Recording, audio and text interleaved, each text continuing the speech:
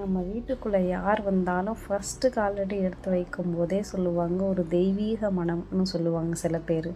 சில பேர் சொல்லுவாங்க ஒரு நாட்டு மருந்து கடையில் இருக்கிற மாதிரி இருக்குது அப்படிம்பாங்க.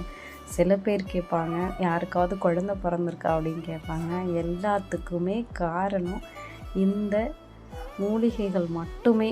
நம்மளோட ஃபேஸ் பேக்கு, குளியல் பொடிக்கு நம்ம இந்த மாதிரி காய வச்சு நம்ம பேக் பண்ணி வீட்டில் வச்சு கொண்டு போய் அரைச்சி கொண்டு வந்து வீட்டில் பேக் பண்ணி நான் உங்களுக்கு கொடுக்குற வரையுமே இந்த மனம் என்னை விட்டும் வீட்டை விட்டும் போகவே போகாது. இப்போ ரெகுலர் ஆகிடுச்சு. எப்போதுமே இந்த மனம் வீட்டுக்குள்ளே வந்தால் நம்ம வீட்டுக்குள்ளேயே இருக்கிறதுனால எனக்கு அவ்வளோவா தெரியாது. வெளியிலேருந்து வரவங்க டக்குன்னு சொல்லிடுவாங்க, இது என்ன மனங்க அப்படின்னு சொல்லி கேட்பாங்க. நான் அவங்களுக்கு எல்லாருக்குமே அப்படியே சாம்பிள் கொடுத்துட்டே வருவேன். நான் இப்போ ரிசீவ் பண்ணுற எல்லா ஃபீட்பேக்கும் ஃபேஸ் பேக்கும் பாத் பவுடரை பற்றி தான் அதிகமாக வருது. அதுக்கெல்லாம் காரணம் இவங்க எல்லாரும் தான்.